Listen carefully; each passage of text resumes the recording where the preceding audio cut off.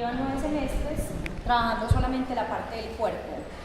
Y la psiquiatría, es diferente. Les vamos a empezar desde lo más básico, que es la semiología, ¿sí? O sea, los términos psicopatológicos que tienen que ver con la enfermedad mental. A mí me encanta la docencia, no sé si les he hablado de algo de mí. Espero que asuman estas clases, estas rotaciones con entusiasmo, ¿sí? Generalmente no. Los 3 años que yo llevo acá en la universidad, ninguno ha perdido psiquiatría, y no creo que esta vaya a ser la primera vez. Pero sí quiero que hagan un esfuerzo por comprometerse con aprender por lo menos lo mínimo que les sirva para su desempeño como médico. La psiquiatría es muy frecuente. Quien cree que no está equivocado, es muy frecuente. Seguro van a haber pacientes, ¿cierto? Antes no se preparaban a los médicos en estas áreas y por eso es que se ven tan afectados, que tienen tanto miedo, están tan inseguros en un área que realmente lo básico es fácil de aprender, ¿sí? Yo soy muy de usarles la información y traerles lo que más se tengan que aprender, o sea, lo más básico, porque yo sé que ustedes no van a ser psiquiatras y los libros de psiquiatría tienen mucha parte psicoanalítica. Esa parte ustedes no la van a ni aprender ni pueden acceder a ella en un semestre, ¿sí? Entonces vamos a enfocar toda la parte de psiquiatría en las enfermedades mentales grandes, en los grupos de patologías psiquiátricas. Libros hay muchos, ¿sí? Incluso creo que acá tienen Kaplan, que es muy grande, pero igualmente como texto guía junto con las clases pueden leer el libro de la CID. El libro de la CID tiene muchos libros, espero que sea el más actualizado, que es el moradito, salió el año pasado. ¿Por qué espero que sea el último? Porque es el que está más actualizado. Si es imposible, les queda muy difícil, por lo menos si lo leen de una edición anterior, pues conversen con alguien que tenga el morado, el nuevo, a ver si hay algo que actualizar, ¿sí? Ya después nos entregarán el cronograma de las rotaciones. Posiblemente no todos rotan con los mismos especialistas. La idea es que no lleguen con miedos, preocupaciones, angustias, porque la psiquiatría generalmente maneja un aura temerosa. La gente cree que eso es como de terror, porque la mente es una cosa supremamente fantástica, maravillosa. Entonces Hollywood le fascina la mente y le fascina sacar toda la enfermedad mental, pues a florecer en sus películas, lo que es muy divertido, pero muy ajeno a la realidad, así no es, ¿cierto? Algunas tienen pues, más destellos o algunos personajes que son esquizofrénicos, lo hacen muy bien, están muy bien tateados de cómo es la enfermedad, pero el contexto pues manicomial, de miedo, de que le van a hacer algo, pues no es tan cierto. Claro que a diferencia de las patologías físicas, sí hay que tener unas recomendaciones adicionales, ¿sí? Que las vamos a dar antes de que lleguen a los sitios de práctica, ¿sí? Son básicas, son fáciles. Yo sé que uno al principio se siente temeroso para interrogar a sus pacientes porque son completamente diferentes, pero con algunas tácticas o algunos van a practicar durante todo el semestre estas habilidades, aprenderán lo básico de la psiquiatría, ¿sí? En el semestre tenemos 2 parciales, un final, ya le entregué al compañero Giovanni el cronograma de las clases. Hay unas clases que tienen quiz antes de la clase, que hace parte de un porcentaje de la nota, y al final del examen final hay que entregar un trabajo que es un caso clínico. El caso clínico puede ser de la organización en la que estén, ustedes quieran escoger. Yo sé que pues, hay rotaciones donde, por ejemplo, yo voy al hospital mental. Pues en el hospital mental, los que vayan conmigo pueden ver mucho un paciente, el paciente se queda allá un mes completo, ¿sí? Casi que la rotación que ustedes están. Pero hay otras rotaciones en las que puede ser pacientes subagudos o pacientes que van a estar solamente de urgencias, no los van a volver a ver, pacientes de una consulta externa de un solo momentico. Entonces, no se angustien, no es que tengan que ir a buscar en el archivo historial clínico, no les voy a pedir eso. Les voy a pedir que en el punto en el que estén viendo el paciente le hagan la historia completa. ¿Sí? Si una parte de la historia clínica de psiquiatría dice historia personal cuento de toda la vida del paciente en una consulta, hay que hacerla. O sea que yo tengo que poner que es una sola valoración para yo saber qué les puedo pedir de esa valoración del paciente. Si ustedes van a poner un paciente de hospitalización cuando vayan conmigo y el paciente nos sentamos media hora, una hora a hablar con él y accedemos a saber que ha tenido 5 crisis, 3 hospitalizaciones, 2 intentos suicidas, requirió terapia electroconvulsiva, o sea, todo eso sí tiene que estar escrito en la historia porque de todo eso hablamos y todo eso lo obtuvimos del historial del paciente. Entonces, tranquilos, en el transcurso de esta primera rotación es como para que practiquen la semiología psiquiátrica, se sientan tranquilos entrevistando a los pacientes, le boten el miedo, van enseñando las reales patologías psiquiátricas y van buscando perfiles de pacientes que les gusten o temas de enfermedad que les parezcan más agradables. Hay gente que le encantan las depresiones, hay gente que le encantan los bipolares, hay gente que le encantan los niños, hay gente que le encantan las demencias. O sea, según lo que les guste, lo que les parezca atractivo, van buscando un paciente que tenga esa enfermedad. Listo. Bueno, ¿qué más les digo? No sé, ¿tienen alguna pregunta? Ayúdenme, yo hablo mucho. Entonces, me pueden ir diciendo, es individual. Es presentado en computador, por favor, que me saque un ojo y me impreso, que lo entregan el día del final. Ya hablé con mi compañero, vamos a dejar las clases siempre y cuando haya asistencia. A partir de, yo creo que ahorita me entregarán el listado de ustedes, lo traigo siempre a clase y tomo lista. Si vienen, les entrego las diapositivas, si no, me es imposible. ¿Listo? Para que vengan, por favor. ¿Qué otra cosa les quiero decir? No sé, ya, empezamos. Listo. Como les decía ahorita, posiblemente separar la mente del cuerpo sea algo imposible, pero eso imposible se ha hecho porque la mente es un terreno muy desconocido, es muy difícil estudiarlo. De hecho, de las áreas de la medicina, que más tarde empezó a evolucionar fue la psiquiatría. Lo hicieron primero muchísimas áreas biológicas. La psiquiatría apenas en 1950, estamos hablando de posiblemente de los papás de uno, empezaron los primeros medicamentos psiquiátricos a salir y las primeras investigaciones clínicas. O sea, antes no existía nada, excepto la era psicoanalítica. De hecho, la neurología se adelanta más a la psiquiatría porque los neurólogos trabajan sobre estructuras anatómicas, sobre áreas complejas de funcionamiento, y los psiquiatras trabajamos en las neuronas, o sea, en las sustancias químicas. Realmente a nadie en vivo se le puede estudiar pues, invasivamente ninguna área química del cerebro y post-mortem ya no nos sirve el paciente, porque ya no hay ninguna alteración neuronal, ya no hay sinapsis, ya no hay nada, pues ya no sirve, al neurólogo sirve sus estructuras, sus vasos. Entonces la psiquiatría se ha demorado mucho en estudiarse. Como se ha demorado mucho, pues le dio ventaja a muchísimas especulaciones. Entonces la psiquiatría por muchos siglos fue considerada trastornos diabólicos, demoníacos, trastornos de posesión, trastornos que tenían que ver con cosas paranormales. ¿Sí?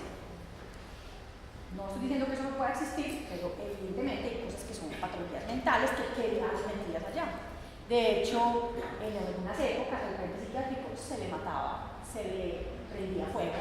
Las mismas familias lo entregaban a los anexos psiquiátricos o a los manicomios, en esa época se llamaba así, para que se quedara con él, porque si yo tengo un hermano o un familiar que está poseído, pues a mí me parece que eso es terrible y prefiero que se lo lleve. ¿Cierto? Entonces esa gente la sometieron a conductas muy graves, lesivas, dañinas, que eso es el terror de la psiquiatría. Si dice a alguien, le van a mandar del psiquiatra, usted dice, no, pero por Dios, no me haga eso, que yo estoy loco todavía, deme una oportunidad. O sea, nadie quiere, porque la gente siente que va para un lugar donde lo van a someter a dolor, lo van a maltratar, bueno, de hecho, va a la pobre persona. y porque solamente se conocía una sola enfermedad mental. O sea, cuando empieza a evolucionar la psiquiatría y dicen, no, esto no es pecado, esto no son posesiones, esto es una enfermedad, incluso es un neurólogo el que estudia la primera enfermedad, y dice, no, es una enfermedad que se llama demencia precoz. O sea, los dementes son los viejitos, pues estos son jóvenes y están dementes, pues demencia precoz, es lo que nosotros llamamos actualmente esquizofrenia, y él dijo que no existía sino una sola enfermedad mental, que esa. Entonces, a todos tenían la misma enfermedad, ¿sí? Entonces, la psiquiatría sí avanza a través de muchos errores, como todo en la ciencia, o sea, nada es el primer invento y salió, no, todo ha sido un montón de situaciones complejas que han llevado a la modernidad. Entonces ya en la historia, no en ninguna parte del mundo salen psiquiatras psicoanalistas, porque a partir del 2000 aparece totalmente confirmada la era biológica, o sea, ya están determinadas las proteínas, los bioquímicos, los circuitos neuronales que comprometen a las áreas patológicas del paciente. No es que el psicoanálisis no sirva, sí sirve, pero el psicoanálisis es una forma de llegar al aspecto psíquico, psicológico de un paciente, no al aspecto biológico, ¿sí? Entonces dirán, ¿cómo así? ¿Son diferentes? Sí. Entonces la mente tiene dos grandes áreas, un área biológica, química, que es la que ustedes van a trabajar, porque ustedes son médicos, ustedes no son psicólogos, y hay un área psíquica y psicológica que tiene que ver con la conducta, con las emociones, con la forma de ser, con el carácter, con la personalidad, que eso la trabajan más los psicólogos y los psiquiatras que eran psicoanalistas. ¿Listo? Los psiquiatras pues, de mi época, nosotros salimos formados en ambas, pero clínicamente no hacemos psicoanálisis porque ya ningún paciente va para un psicoanálisis. ¿Listo? La mente es maravillosa, no tenemos tiempo de hablar de lo que sería la mente normal. El que le guste y empiece a leer, pues sería muy rico, porque todos pues, tienen mente, pero de la mente normal saben también muy poco, ¿sí? Y si nos pudiéramos hablar de la mente normal, nunca llegaríamos a una enfermedad, que es lo que tenemos que hacer este semestre. Pero, ¿por qué les digo que es bueno leer un poco? Porque la mente es muy amplia y no existe solamente una persona normal. O sea, no puede decir que la mente de él es normal y la de los demás es normal, no. Hay muchas mentes normales que tienen variaciones. Hay muchas formas de mirar el pensamiento, las formas de ser. O sea, no quiere decir que todo el tiempo uno esté comparando, esta será la normal, y esta será la normal, otra será normal, la normal. No, porque hay una gama muy grande de pues como muy tenue entre los rasgos, entre lo patológico y lo normal. ¿Listo? Claro que ustedes van a empezar a notar que en medio de las clases se van a empezar a identificar. Porque más o menos, ustedes son 60, ¿cierto? Más o menos 6 personas de aquí deben tener un trastorno grande de la patología mental. Grande es depresiones mayores, trastornos bipolares, del control de impulso, y por ahí otros 6 tendrán estados subsindromáticos de patologías mentales. Y los digo pues porque sé, me toca, los veo y digo, y porque uno ahí llega y dice, uy, los niños con edad. Tú ves, ay, esto no es ansiedad social. Otra vez que yo tuve eso con la chiquita, no hizo nada. Claro, porque las patologías no son ni tan raras, son hasta comunes, pero la sociedad las ha tapado. Ah, usted tiene una fobia a volar. Eso es normal, no diga que usted no puede volar, nunca salga, nunca viaje, simplemente quédese así. Eso es una enfermedad. Usted le da un ataque de pánico, usted no diga que usted le da eso, usted diga que usted le da taquicardia y usted no es enfermo. No, la gente tiene muchísimas patologías. Entonces se van a empezar a encontrar algunos rasgos y patologías. Para empezar entonces, la semiología de los síntomas mentales y psíquicos. ¿Ustedes sí ven algo? ¿Eso que no ven nada? Sí. Bueno, es mucha luz. Es muy importante la habilidad del examinador. Hay que tolerar al paciente. Esto es de una paciencia impresionante. No tienen que ser pacientes para todos, yo soy muy impaciente, pero para el paciente soy muy impaciente. O sea, hay que tener en cuenta que el que está desfasado mentalmente es el paciente. Supuestamente no soy yo. Entonces hay gente que se enrolla con el paciente, no me quiere contestar nada, no le da la gana.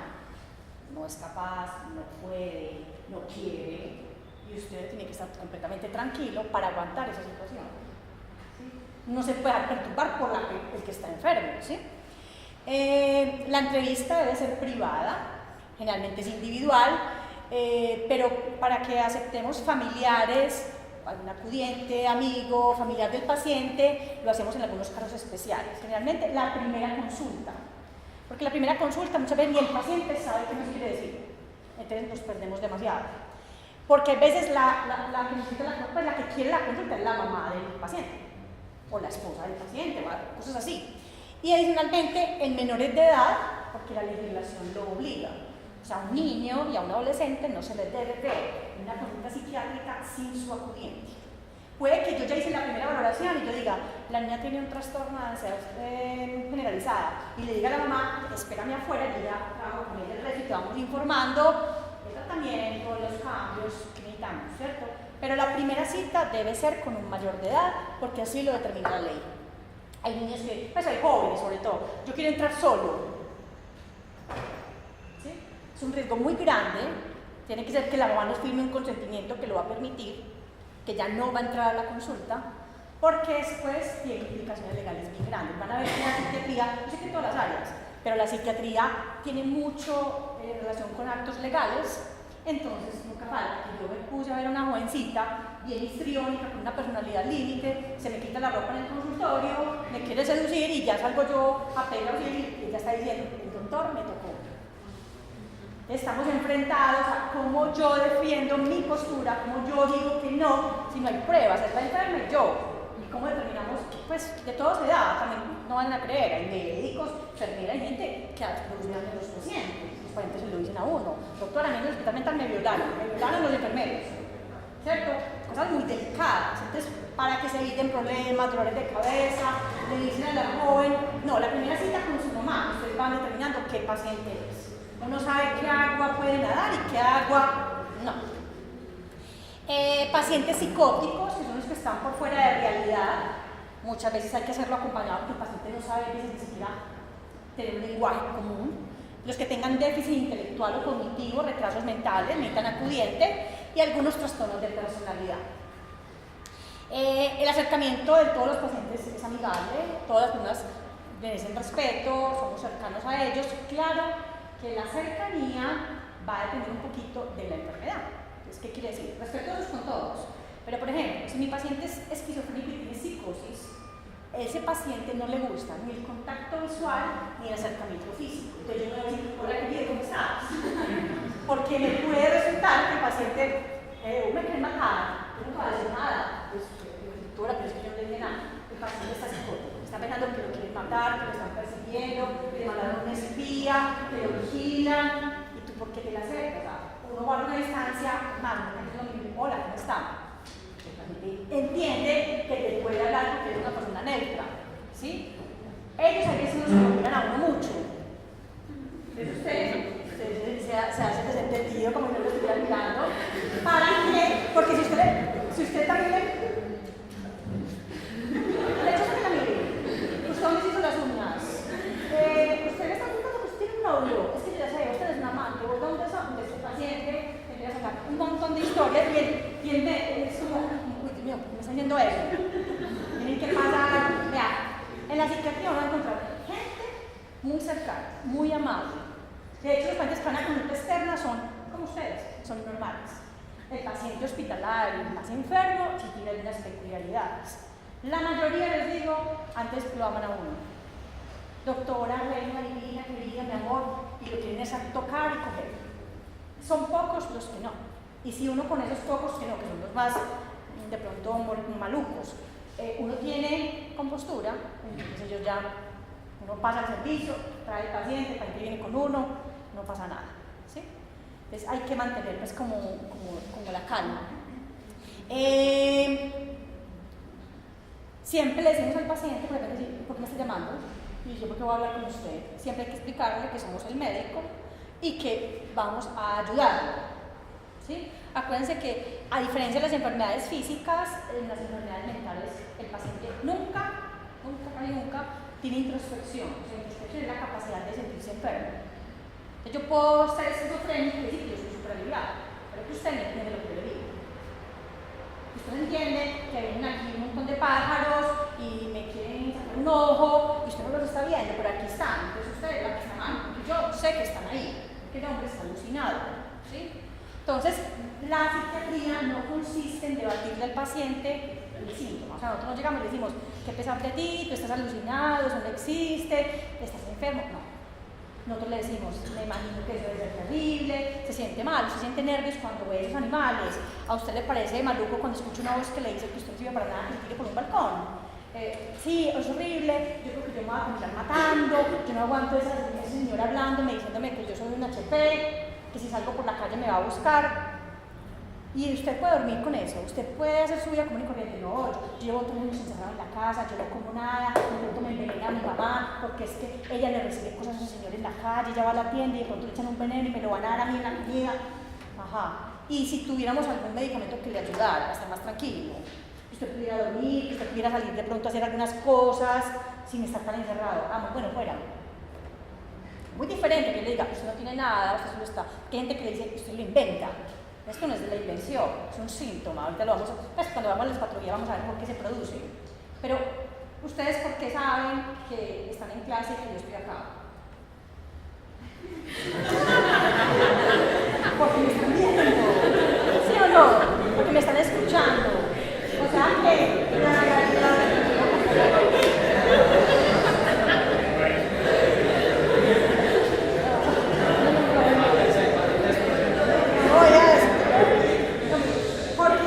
la realidad de un ser humano es lo que percibe por los órganos de los sentidos. Entonces, lo que yo veo, escucho, siento, esa es la realidad. El cerebro ya la organiza, ¿cierto? Y la interpreta. Es para alguien que alucina, que ve visiones, que oye voces, esa es su realidad. Es que venga un médico y le diga que eso no es. Ay, no, usted para qué lo trajeron, no es que eso no tiene nada. Vea, señora, vea, eso no es, eso no existe. Simplemente piense que eso no existe. Pero a ver cómo, es que yo lo veo todos los días, si lo estoy viendo al frente, si me está hablando, usted no, a mí sí me está hablando, ¿cierto? Entonces tengamos un poquito de prudencia para no hacer comentarios que realmente están desatinados. Casi siempre el paciente puede empezar a narrar espontáneamente lo que le pasa, se van a encontrar con la mayor dificultad, que es, ya el paciente quiere conversar, ya nos quiere contar todo, pero el paciente nunca empieza por lo que no quiere. Entonces, todos los médicos, y ustedes que llevan muchas áreas en psicología, pues en medicina interna y esas áreas, ¿usted qué tiene? ¿Cómo se siente? O sea, quieren preguntar cosas como cronológicas y el paciente no sabe hablar así. El paciente va a contar cosas, casi que uno va juntando después las piezas de un rompecabezas. Yo le pregunté que estaba casado. Ah, no, doctora, es que ve, imagínese, yo fui a la escuela y entonces mi papá, no sé qué, mi papá era el general de la república. Yo le pregunté que si está casada. Hay gente que no contesta nunca. Hay gente que sí puede decirte, no, estoy soltero. O a usted qué le importa. Y yo no le quiero contestar. Todas esas posibles respuestas son respuestas. Y uno pone esa respuesta. No quiero contestar. Es que eso no hay problema alguno. La pregunta sí hay que hacerla, porque el psiquiatra que no pregunta es el psiquiatra que se equivoca. O sea, nada lo podemos dar por sentado, todo lo preguntamos, mucho. De hecho, cuando el paciente, vea, usted no puede callar, no me pregunte más. Entonces sí que le vuelvo otro día. Claro que tenemos, o sea, si en consulta externa, pues tú viniste, tú pediste la cita, si no quieres, está bien, te puedes retirar. Porque a nadie se le forza a dar una respuesta, a nadie se le forza a una valoración que no quiere, porque ese es el paciente que se irrita. Y ese es el paciente que agrede al terapeuta. ¿Sí? Y o lo agrede ahí, o sale y raya el carro, o sale y con un arma. O sea, uno tiene que cuidarse. O sea, aquí, entre enfermos hay algunos de gran magnitud, ¿sí? Entonces uno no quiere, tranquilo. Muchas veces, quien no quiere fue llevado. Es que a mí me dijeron que usted era un médico general. Pues llevan al paciente con mentiras. Con mentiras es muy difícil. Fíjate que le han dicho, fíjate que yo soy ginecóloga, imagínate. Pues, y yo nada, pues, yo no le voy a revisar nada, ni le voy a preguntar por. Entonces eso sí queda como muy, bueno, tiene que tenga muy bajo nivel académico para que no entienda que yo estoy haciendo otras cosas, ¿cierto? Entonces, yo le digo a la gente, o sea, yo sé que hay pacientes que les cuesta mucho ir por el miedo a la enfermedad mental, porque dejan avanzar muchísimo la enfermedad y el paciente ya no acepta ir. Entonces, todo es a través de engaños. Venga, sí, te van a tomar la presión. Y lo quieren dejar hospitalizado, que lo amarren y lo inmovilicen. Que ya cada vez que le digan, ¿te van a tomar la presión? No. Porque, y le van a contar a ustedes la historia de los pacientes. A mí me trajeron engañado. Me dijeron que íbamos a ver una piel, o sea, el mental es una cosa grande. íbamos a ver una piedra, íbamos de paseo y acá me dejaron. Eso es muy triste, porque es un paciente que requiere, es un ser humano. Yo, por ejemplo, tampoco es, por ejemplo, yo estoy en consulta externa y el paciente no me dice a mí, por ejemplo, yo lo voy a hospitalizar y yo sé que él no se quiere quedar. Yo no le voy a decir en consulta externa, te voy a dejar hospitalizado. ¿Por qué? Porque apenas le diga eso, parece que se me fuga o se me agita. Pero que yo muchas veces le digo, yo creo que te tenemos que revisar adentro, vas a estar con el enfermero, llamo al enfermero viene, son así, gigantes. Algunos no tanto, pero la mayoría sí, son gigantes. Sale y venga, acompáñenos, realmente difícilmente se resiste y adentro se da cuenta que está hospitalizado. Cuando están hospitalizados, doctora, me da algo, doctora, me deja ir, doctora, yo me estoy portando bien, doctora, me deja ir, doctora, en la cama, doctora, yo estoy muy bien. Usted no le puede decir, sí, mañana, ahorita, porque el paciente no le pida. Y usted llega, usted no le puede ir de alta y se agitan. Entonces, uno tiene que decir, todavía no sabemos, estamos estudiando, colabora en el tratamiento, si te va cada día mejor, cada día más corto el tiempo de estancia. Eso es verdad, eso es falso. Pero el paciente no se le puede decir una respuesta que va a ser falsa. Me dejan una llamada. Sí, ahorita, ya te traigo no, la van a dar. No, yo no soy el no, es súper fácil. No somos responsables de la llamada. Eso es la trabajadora social. La pobre vive escondida porque todo. Ella es la llamada. Ella es la llamada que te decía en el hospital mental, ella es la llamada. Nosotros no. Entonces, ellos apenas me dicen, no, es una trabajadora social. Entonces, son como buscando a ver quién les puede dar una llamada. ¿Para qué? Para que les levanta, para que los deje salir. Porque sí, realmente, los hospitales psiquiátricos, sobre todo el mental, es muy de tipo manicomial en el sentido de la estructura. Es grande, de puertas cerradas, de una sola llave maestra. ¿Sí? Otros hospitales más pequeños, como Samedita, se fuga, porque son más pequeños. Tampoco vamos a decir, pues, el mental es una cárcel de máxima seguridad, nada. Pero si es difícil salirse, entonces el paciente vive con una ansia muy grande de salir. Hay que tener tacto y gentileza. Las preguntas sobre la molestia principal o la preocupación que tenga el paciente se le formula con cautela en un lenguaje que el paciente sea capaz de entender. O sea, cuando yo en mi consulta me encuentro con doctores, porque la enfermedad mental no tiene rango social, no tiene estatus económico, no tiene raza. O sea, tú puedes ver desde el más analfabeto y más pobre hasta el más estudiado, el más adinerado, ¿sí? Entonces, hay gente que te entiende palabras muy contextualizadas, te entiende áreas muy biológicas, hay gente que no. Entonces tú le puedes decir, ah, sí, vea, es que la dopamina en el libro sináptico está alterada. Eso es lo que nadie tiene. Y el pobre campesino, ¿lo que es? Pues no. Entonces hay que explicarle y hay que hacerle las preguntas de la enfermedad tal cual conversamos acá. ¿Listo? Ante la aparición de angustia, gente que llora, se angustia mucho, o hay gente hostil, enojada, lo más importante es mostrarse ustedes tranquilos. Si a ustedes no se les pega eso, todo se salió, pues todo salió bien. Porque uno pues les enseña a parar la reacción emocional del paciente, el paciente sigue, se calma. Bueno. Si por algún motivo el paciente se altera, se debe cambiar el tema de conversación, decirle que si le molesta, no lo vamos a volver a preguntar. ¿Sí? Hay unos rasgos del lenguaje no verbal, o sea, de la expresión, de los movimientos, que le dicen a uno que se va a agitar. O sea, yo no tengo que esperar que usted me lance un puño, a ver, enfermero, vea, ya me lanzó un puño. Yo ya tengo que mirar cómo entra, cómo se mueve, cómo habla, el tono de voz, el entrecejo, todo lo tengo que mirar para saber si el paciente está muy cordial, el paciente le puedo preguntar, porque yo tengo que preguntar, ¿usted se ha involucrado en riñas, homicidios, ha estado preso? La mayoría, cuando estamos hablando, que hay mucha sociopatía, y le hacen esos actos, les encanta antes que les pregunten. Claro, en el 25, en el 27, pero al que no, es que a usted le interesa, porque lo ha dicho eso a usted es el abogado, hay que, no quiere hablar de eso, no vamos a hablar entonces de este punto, porque ahorita lo vamos a mirar que en psiquiatría hay veces solicitan valoraciones legales. Ustedes no van a hacer ninguna, tranquilos. De hecho, muy pocas porque finalmente ya lo hacen los peritos, que ya tienen, o sea, fuera de psiquiatras, son médicos forenses que hacen psiquiatría dedicada a la parte médico-legal, y ellos son los únicos que pueden determinar un dictamen para lesiones personales, homicidios, esas cosas, ¿cierto? Por eso entonces tienen que saber que en psiquiatría lo que uno copia tiene que ser con mucho cuidado. Y yo trato de enseñarles mucho a los que no están conmigo eso cuando copian. Porque que yo ponga una cosa, el paciente narra un desorden de cosas. El paciente dijo que quería poner una bomba en el éxito. Entonces usted pone así. Entonces, o el paciente que va a matar a la mamá, ¿cierto? Antes de poner eso así, yo tengo que empezar a indagar, pero a ver, yo la entendí, usted está diciendo que usted tiene un pensamiento, de que usted quiere poner una bomba, hacer un atentado, eso es lo que usted quisiera. A veces te das cuenta que no es específicamente como lo dijo lo que quiere hacer, ¿sí? O hay veces, nadie es culpable de algo porque lo piense, sin haberlo hecho, ¿cierto? Eso no quiere decir que, ay, entonces doctora, llamamos a la policía, ¿será que es que este ya nos va? A veces hay ideas, sí, yo voy a salir y voy a matar mucha gente, sí, y con las armas en la cara. No, nada.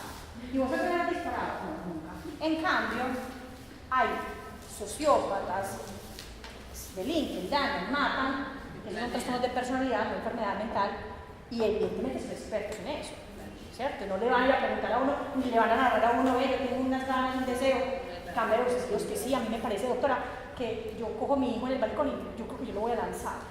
¿Cierto? Que yo soy una mamá mala, ya me enloquecí. No, se llama una obsesión, eso se corrige, eso se trata, tú no lo quieres matar, pero ese pensamiento está alterado, ¿sí? Entonces, para que empiecen a entender que hay que tener un poquito de cuidado con respecto a las preguntas. Nunca se forza al paciente, nunca se deja al paciente perturbado, se acepta todo lo que el paciente diga sin crítica ni sorpresa. En eso tienen que, uno ahora no puede ser experto, en una clínica no es así, que el paciente cuenta de todo, entonces cuentan tanta cosa que uno empieza como, pues yo, a abrir ojos,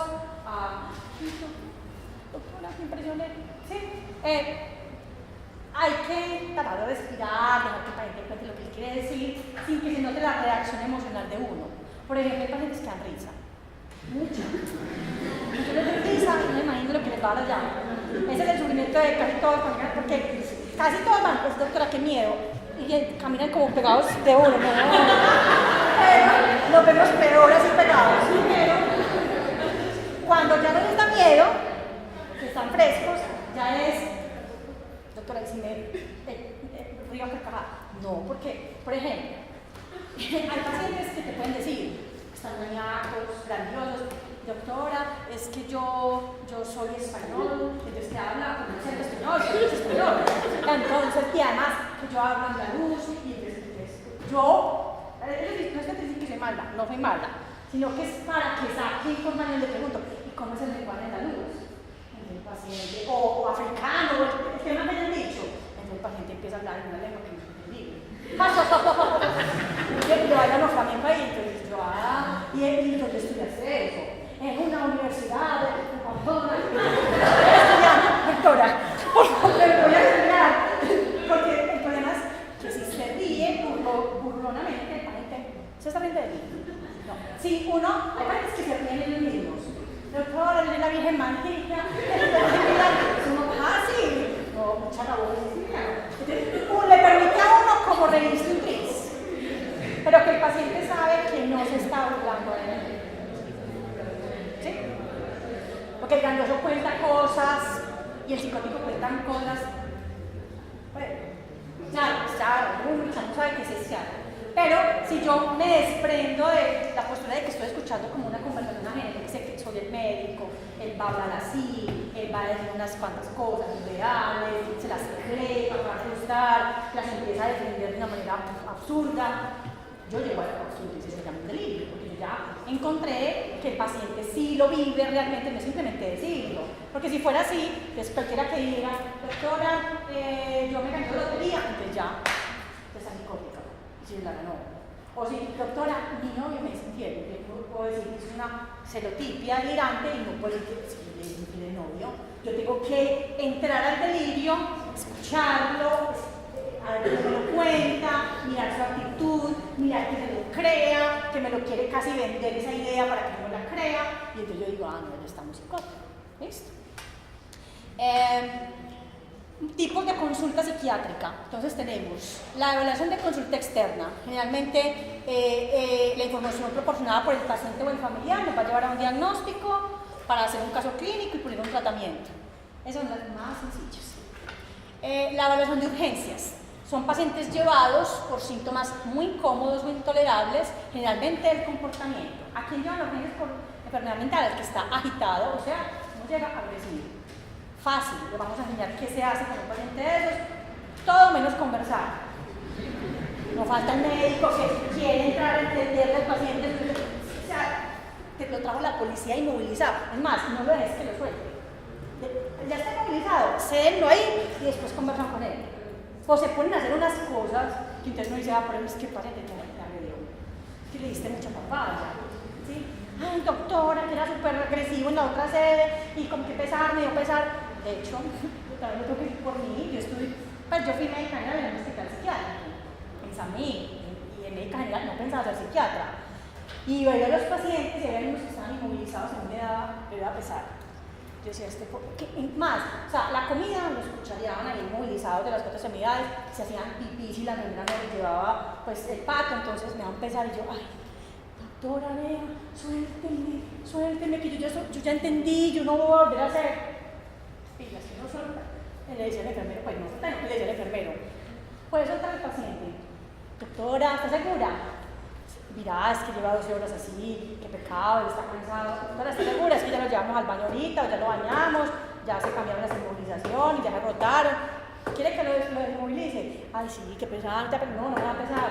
Pero doctor Rivera, como el que no tiene experiencia, no sabe y mete las patas, para decir que usted lo inmoviliza, es que no. ¿Sí? O el que atacó al enfermero, le partió la nariz en su turno.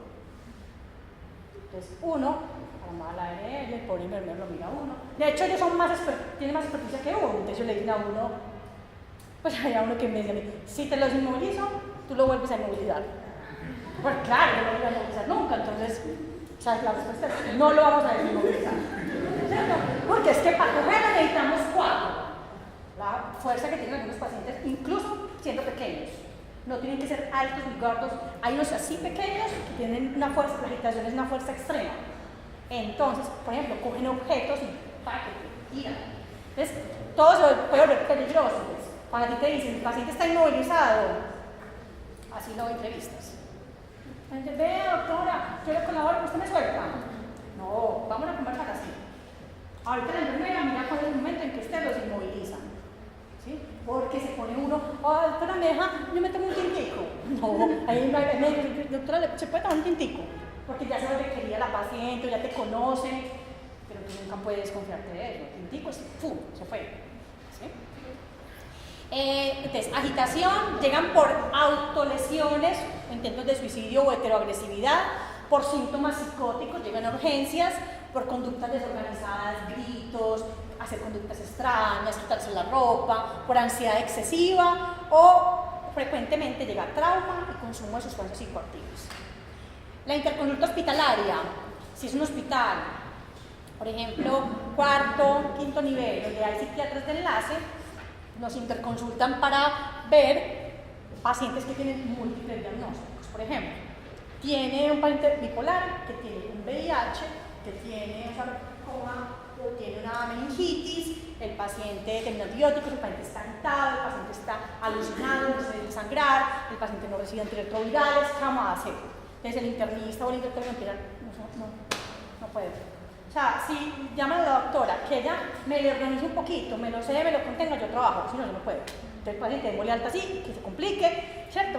Entonces hay condiciones donde uno va a unidades renales, a unidades de cuidado intensivo, que el paciente está agitado, luchando con el respirador porque tiene síndrome de abstinencia, o pacientes, por ejemplo, en unidades maternas, a esta embarazada tiene una APP y tiene una depresión mayor, ¿le podemos poner el antidepresivo o no? ¿Está contraindicado o no? ¿Le va a tener malformaciones al bebé o no? ¿Puede lactar o no? Entonces, preguntas específicas que tienen los especialistas en otras áreas al psiquiatra, las hacemos a nivel hospitalario. Bueno, de hecho, no, y hay muchas áreas, por ejemplo, que trabajan con psiquiatría, por ejemplo, los pacientes que se van a trasplantar, pacientes que, por ejemplo, mejor dicho, cada vez que tú necesites determinar si el paciente tiene capacidad de decisión, tienes que llamar al psiquiatra. Por ejemplo, yo tuve en el Manuel Ángel un paciente así, que era un señor de 53 o 54 años, joven, con enfermedad renal, en diálisis hacía 2 o 3 años, y no se quería hacer más diálisis. Y el nefrólogo no quería así, sí, más diálisis, usted vive de eso, tiene que venir interdiario a hacerse su diálisis. Doctor, que es que yo le estoy explicando que yo no voy a volver y que yo no la quiero hacer. Entonces ya después de que el residente y el médico dieron por vencido, pues ¿qué hacemos?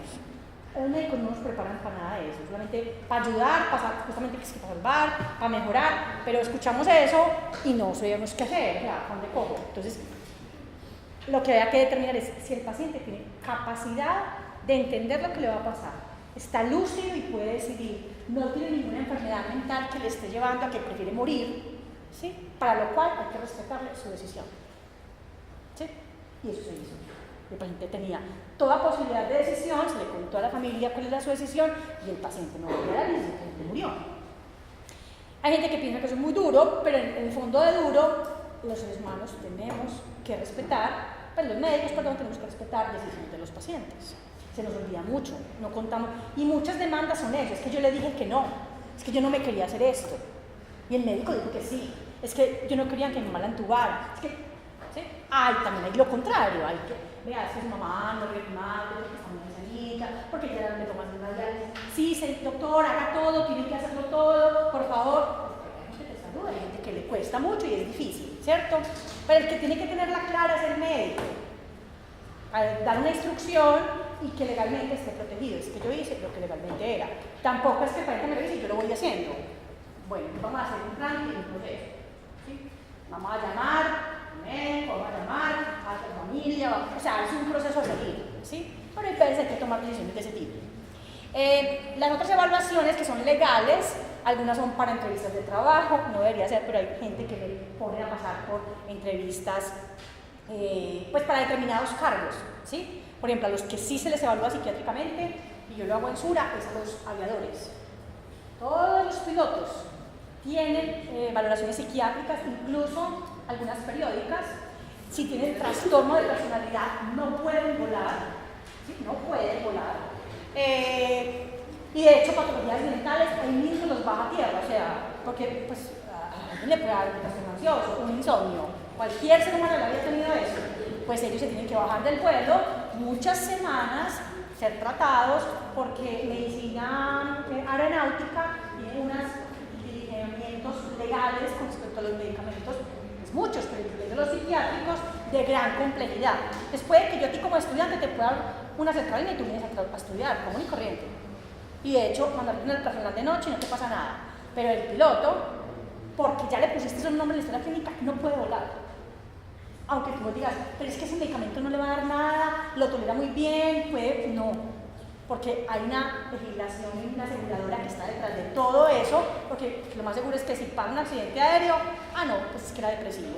No, es que tomaba fluoxetina, eso fue lo que no, eso no es verdad, ¿cierto? Pero de ahí se pegarían todos para terminar el proceso de esa investigación. Entonces no se puede, son una población muy específica.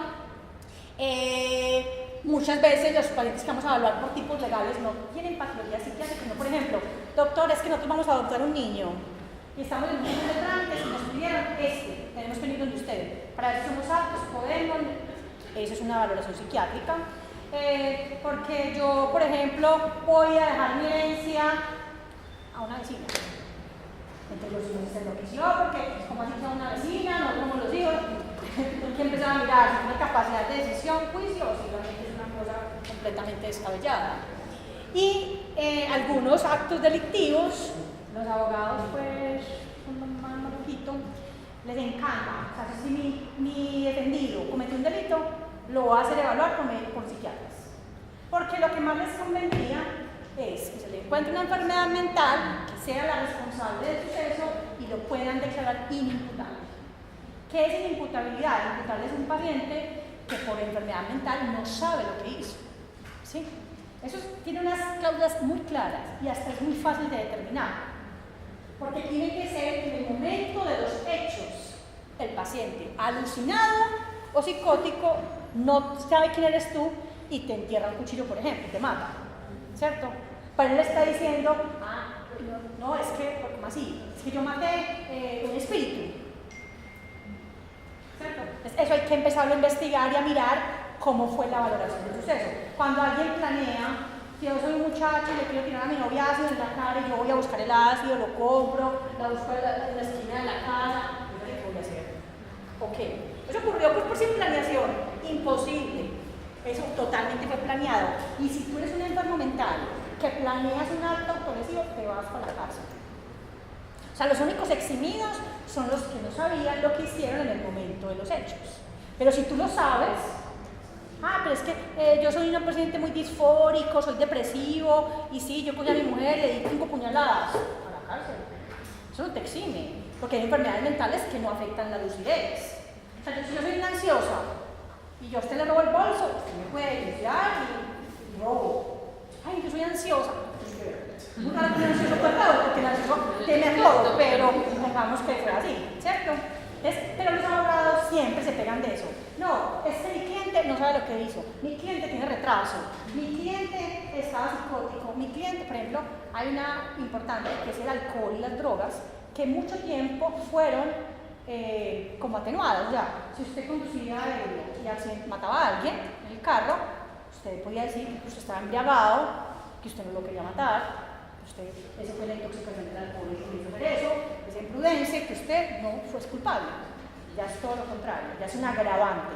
Usted sale, toma, es el responsable que lleva el carro, usted estando sobrio sabe que tomado no tiene reflejos y puede matar a alguien, por lo cual le va a dar más pena, porque se la merece. Es que la vida de todos estaría en manos de una persona irresponsable, que no va a no, es que yo consumí cocaína y yo no sabía, es que yo toqué la puerta del vecino y le metí una puñalada. No. Es que pero es que doctora, con ese perico que yo tenía ese día, y se va a su me acordar. Lo siento. Es cuando uno consume perico, bazuco, tiene estas consecuencias, se pone así de hostil, medio lo mira el vecino y le da la puñalada. No tiene que pagar lo que usted hizo. ¿Sí? O sea, no van a creer tampoco que todo lo que es enfermedad es como que, uy, no, entonces el enfermo mental puede hacer y deshacer. No, no necesariamente. Hay unos casos de actos muy tristes que han pasado, donde el paciente sí es un enfermo mental que se tiene que imputar. Y muchas veces, si la enfermedad mental es tan grave, por ejemplo, es un esquizofrénico, no quiere decir que la imputabilidad es que se va para su casa, sino que muchas veces se va para un anexo psiquiátrico a vivir permanentemente con medicamento psiquiátrico, vigilado por enfermeros, o sea, vivir pues como en una casa, ¿cierto? Como si fuera un hogar geriátrico. ¿Por qué? Porque de todas maneras, si es esquizofrénico, él no supo lo que hizo, pero qué peligro pues darlo de alta. O sea, entonces, cualquiera que se lo encuentre en el metro de Medellín o en un parque, corre riesgo de que el hombre se alucine y crea que es alguien y lo mate. Entonces, guardadito queda, ¿sí? Listo. Nosotros, ustedes como médicos generales nunca van a dar un juicio de valor. A mí me parece que el paciente es malo. Muchachos, no. Así de cuento, uno moririno como psiquiatra nunca hace juicios de valor. La gente no le parece buena, mala, fea, linda, querida, mal clase. No trata de sacarse esos sesgos, porque todas las personas tenemos todo dentro de nosotros mismos. Esta que te parece tan querida puede mostrar una faceta de alguien malvado, ¿sí? Alguien que tú crees que, ay no, pero ¿cómo va a ser posible, doctora? Era la ingenuidad. Espérate a ver que todos tenemos, o sea, como existe la noche, existe el día, ¿sí o no? Entonces las caras opuestas siempre existen. Ay no, es que eres mala clase, es el peor amigo que yo tengo, es un desgraciado. Debe tener su corazoncito, debe tener cosas bonitas, ¿sí? Entonces hay que buscar sin hacer juicios de valor de las pacientes. El relato o la valoración de psiquiatría, como nosotros no tenemos herramientas para valorar el paciente, sino que es nuestro lenguaje, nosotros usamos un término que se llama diálogo socrático. El diálogo socrático es un lenguaje abierto con el paciente sobre las áreas psíquicas, ¿sí? Pero como nosotros tenemos que entrar, como todos los médicos, a las áreas de la salud, de los sistemas de salud, y tenemos que hacer una historia clínica común y corriente, y tenemos que evaluar pacientes, tenemos que empezar a usar preguntas abiertas y cerradas. ¿Qué quiere decir? Si yo cojo un diálogo socrático con usted que es un bipolar, una fase maníaca, que me va a empezar a conversar, puede que llegue una hora y no tenga historia. No tenga nada, porque yo le estoy dejando salir toda la información. eso es lo que miran psicoanalistas en el diván. Usted hable ahí. Nada, yo estoy detrás de usted, usted está hablando, y yo analizando, ¿sí? El sistema de salud no permitiría que yo al paciente le dejo hablar un poco y empiezo a meter mis preguntas. ¿Desde cuándo el día se siente mal? Porque me tiene que decir el tiempo de evolución. No. Entonces ya después hablo un poquito y yo le digo, pero usted algo le produjo esta molestia, o sentirse tan depresivo, aparece a partir de una situación. O sea, le estoy preguntando cómo se tomando. ¿Usted come bien? O sea, ¿cómo es su forma de comer? O usted hace las encuestas. Estas son preguntas cerradas o preguntas fijas de una respuesta específica, para por lo menos tener unos datos de la historia clínica. Aquí me pasa una cosa, que cuando el paciente tiene un pensamiento muy desorganizado, o sea, es incoherente, no se le entiende nada, la persona no responde porque tiene desconfianza, entonces permanece así. Hola, ¿cómo estás? Vea, le venimos a evaluar, preferimos saber por qué está acá. Pero vea, entonces uno es formulándole una pregunta tras otra, buscando a ver si sufre una enfermedad, cuéntanos por qué está acá. Entonces, el médico a veces sale, doctora, no le tengo historia clínica, no puesto nada. El médico tiene que tener historia clínica, porque eso que hizo el paciente dice mucho. O sea, yo tengo que poner el examen mental mío y la historia clínica. Paciente evasivo en la entrevista, no hace contacto visual, mutista, o sea, no expresa ninguna palabra, o sea, no habla, no porque es sordomudo, o sea, no habla, no quiere decir palabras. Eso se llama una inhibición o negativismo. Yo pongo está negativo, está inhibido, paciente con conducta de desconfianza, perdón, actitud es porque usted pregunta y él es como, pues hace gestos, no sabe qué pregunta de eso, no importa, pero no lo quiere decir palabras, no quiere la mira. Entonces, yo tengo que volverme experto para copiar paciente que tiene actitud de desconfianza, paciente que está aseado, paciente que permanece sentado, paciente que deambula, gente que, venga, vamos a evaluarla. Venga, señora, no para de caminar, es la postura motora. Hay que explicar, hay una hiperquinesia, ¿cierto? Entonces, yo sí tengo mucho que poner en una historia a pesar de que el paciente no me diga ni esto.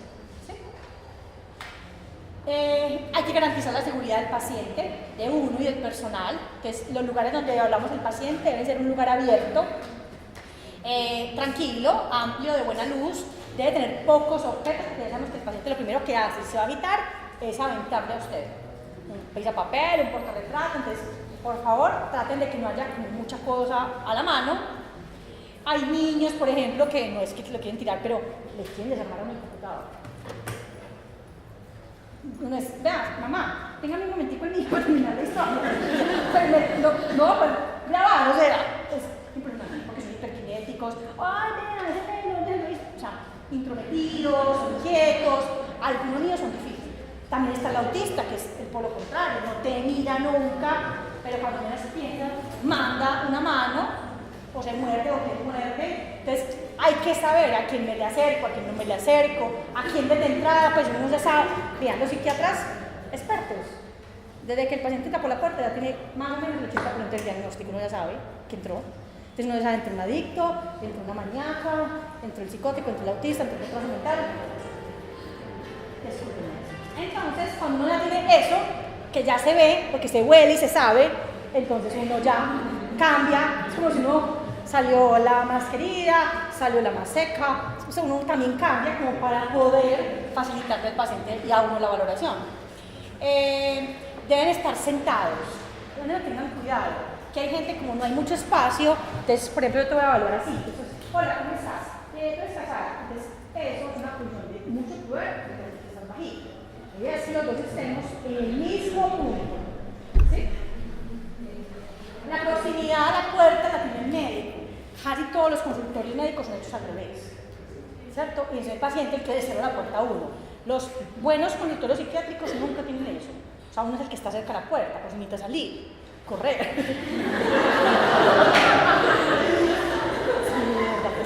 Entonces, pues imagínate, y el paciente no cierra. Me aterraba cuando el paciente le ponía, me le hundía el cerrojo. Ay, Molina, no cierra la puerta. Hay gente que lo hace de pura. Pero la idea es que tú tengas posibilidad de salir en caso de que el paciente no te lo quiera permitir. Y que los lugares de urgencia sí tengan botón pánico, que el enfermero llegue inmediatamente. Sí, o sea, hay algunas formas como uno se pueda cuidar. La conducta de seguridad. Entonces, el paciente debe tener una actitud tranquila, firme y segura. Uno no le puede decir al paciente tampoco, usted quisiera de pronto, a ver si a usted le parece que yo lo entre. No, va a entrar, se va a sentar. O sea, hay cosas que usted les va a dirigir claramente. ¿Sí? Por ejemplo, pacientes de pacientes, o sea, lo que les cuentan, pacientes, por ejemplo, hay unos muy limpios y otros muy sucios. Hay pacientes que escupen y le quieren dar la mano a uno. Sí. Ya, entonces no pueden hacer eso, porque si es un psicótico que está viendo eso, ¿qué? De ustedes, no te vas a dar la mano porque tú acabaste de sufrir. Doctor, ¿no qué? No. ¿Cierto? Entonces, no. ¿Ustedes llaman enfermero? No. ¿Cierto? O sea, algunos... sí, ese es el escudo de uno, la verdad, sí, porque pues uno no es el que los sea, no es el que los inmoviliza, uno puede aprender a hacer nudos y todo, pero a ellos les queda muy fácil. Entonces, no, ellos son pendientes. Cada valoración de un paciente que esté muy enfermo, o sea, miren, cuando alguien llega a la unidad, se le valora el riesgo de fuga, de agresión, todo se le evalúa. Se le pone una etiqueta en el brazo, por ejemplo, fucsia, es digo agitación, azul, de fuga, cosas así, ¿cierto? Entonces uno ya ve la etiqueta y uno ya sabe. Entonces resulta que, por ejemplo, cuando el paciente ya está muy tranquilo, con la etiqueta es amarilla, tranquilo, puede ir a áreas comunes, come en el comedor comunitario, sale a la terapia ocupacional a pintar, está súper chévere. Esos son los que más vamos a evaluar, porque se dejan, porque participan, porque son bacanos. Entonces ese paciente, tú te lo puedes llevar para donde quieras. Pues te dice, doctora, ¿para dónde se va con los estudiantes? Para donde me plazca. Ay, que ve que ayer entró uno que es súper interesante, que tiene, por ejemplo, un síndrome de Cotard, una catatonía, no sé qué. Me lo dejas ver. Está en cuarto de observación, doctora, inmovilizado, hace 2 días. Entonces uno sí entra, pero uno ya sabe, ¿cierto? O por ejemplo, le dicen, está un poquito más calmado porque lleva 5 días sedado, se lo traigo. Entonces ellos le dicen a uno, yo me quedo con usted. Entonces la evaluación es ya, enfermero, doctor, estudiante y él. Una seda.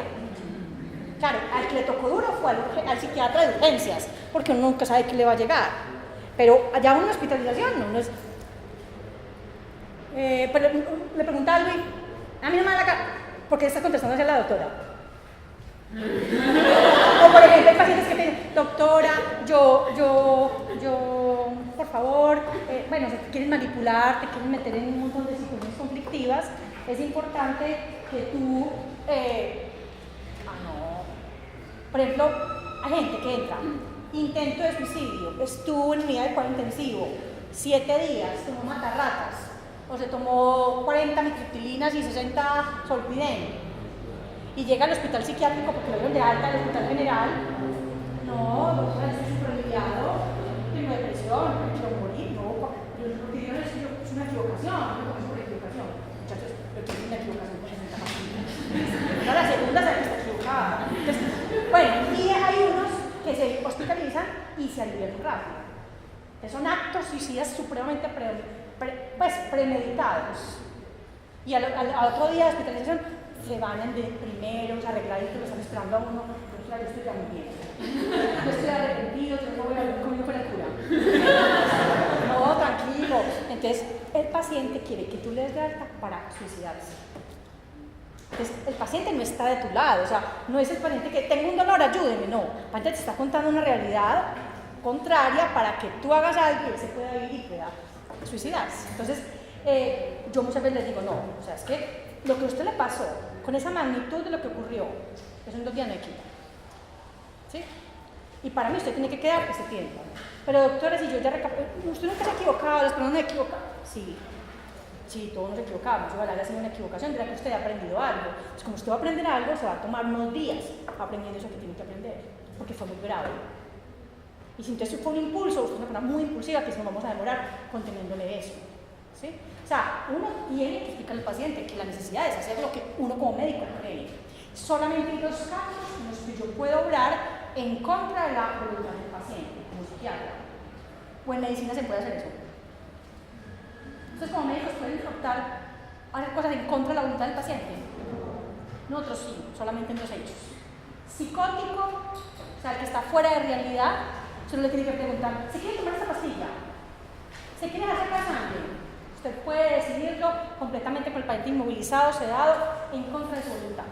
Y en el paciente que tenga retraso mental, o sea, discapacidad cognitiva, ¿sí? Y el acudiente se lo permita. Entonces, por ejemplo, el niño es epiléptico, pues el niño no, ya un adulto epiléptico que tiene retraso mental desde la infancia y está psicótico y convulsionó antier. No me voy a quedar, no, doctora, tira cosas. Señora, lo va a dejar inmovilizado, se va a quedar en el cuarto de observación. Sí, doctora, se tiene que quedar, haga lo que usted necesita hacer. No se le pide consentimiento al paciente, ¿sí? Las otras cosas, depresivos, ansiosos, obsesivos, todas las otras patologías psiquiátricas, siempre el paciente tiene que querer. Hay gente que le lleva a uno, por ejemplo, doctora, mi esposo alcohólico. El señor en la consulta, a mí no me parece, yo no soy borracho, porque ella dirá eso, yo no me voy a hacer nada. Salen bravos de la consulta. Después vuelve la señora, doctora, usted no tendrá una pastillita que usted me dé, yo se la he hecho en la comida, y doctora, lo dormimos, muchachos, no se puede. Y hay médicos que caen en hacerle que un favor a una persona de la consulta, que ay doctora, qué pesar, es que señora me dijo que el esposo era tan horrible, que era agresivo, entonces que un calmantico para que se durmiera. No se puede, legalmente es un peligro. Y el que va a correr la consecuencia es usted en la cárcel. Porque usted no se va a poder defender en ningún estrado diciendo, no, yo lo hice por ayudarlo por el niño. Ay, no hay nada que hacer. Usted no puede. Si ya vive con ese señor, tiene que explicarle que la violencia, que es un delito, ¿sí? Que lo puede denunciar, que puede hacer un proceso de trabajo, o sea, que necesita ella para poderla ayudar. Pero usted no es el que puede entrar a tomar decisiones, a darle un calmante, un sedante a un señor que no se lo quiere tomar. A los únicos que les damos medicamentos, sin tener en cuenta, es a algunos esquizofrénicos, porque hay algunas pastillas que se diluyen en comida, no tienen sabor, no cambian nada, el paciente está tomando fluorospectal, no sabe. Pero ¿qué tiene? Esquizofrenia. Que si está esquizofrénico, sí se puede. Si tiene un retraso mental, no se le pregunta, ¿usted quiere el antiepiléptico? ¿Usted? No. Pero si no tiene esas 2 condiciones, no se puede, muchachos, así. O sea, que doctora, es que es una cosa para, doctora, es que un sedante para que lo lleven al hospital. No, pues vayamos a una farmacia, que de la farmacia ponga la responsabilidad y se lo mande. Porque es que hay gente que ha llegado hasta muerta a los hospitales. Porque el paciente es muy psicótico, muy encerrado, muy esquizofrénico, muy difícil llevarlo a consultar. Entonces, por ejemplo, al mental han llegado gente que sacan paciente ahí tirado, y entre 3 lo apercollaron y lo mataron. Ahorcaron. Ay, es que no se dejaba traer, entonces yo le dije al vecino, y entre 3 lo cogimos, lo metimos ahí como en un costal.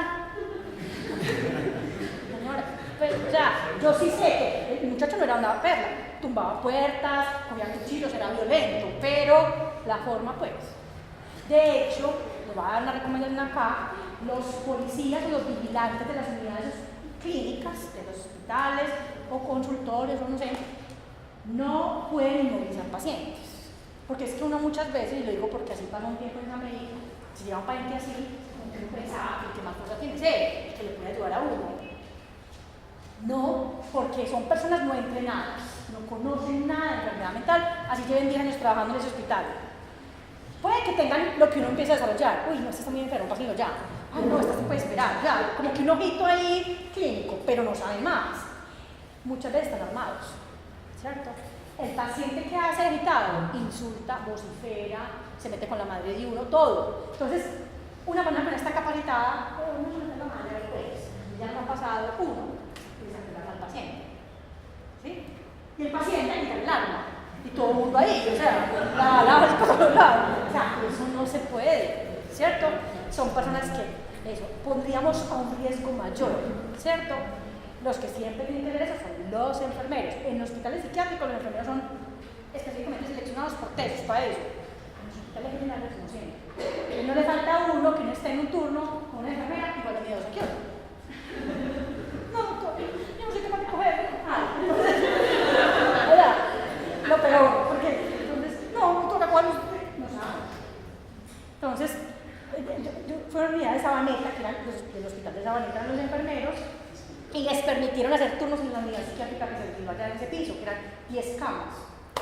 Uno llegaba a ese turno y la enfermera lo estaba recibiendo en las escaleras casi para llorar. doctora, vea, ni el 12, ni el 20, ni el 30, ni el 40, ninguno de los servicios tomar la medicación. Como que no, se la tiene que haber tomado. No.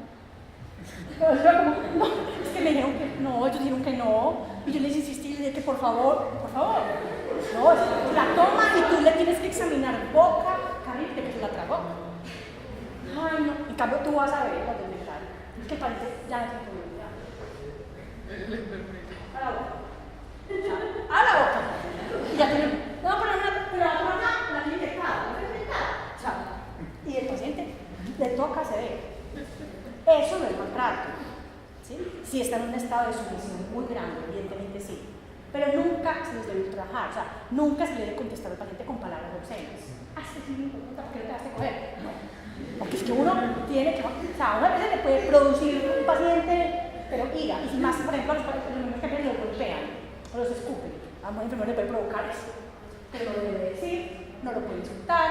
Cuando lo inmoviliza, la inmovilización es un método de castigo, es un método de protección. De hecho, debemos de dejar de decir al paciente hay que amarrarlo. Ya que los médicos cambiemos esa palabra tan fea, la gente va a entender mejor. A nadie le gustaría que a su mamá se la van a amarrar. No, o sea, ¿por qué? ¿Cierto? Yo ya siento que me están atacando. Mira, a tu mamá la vamos a inmovilizar.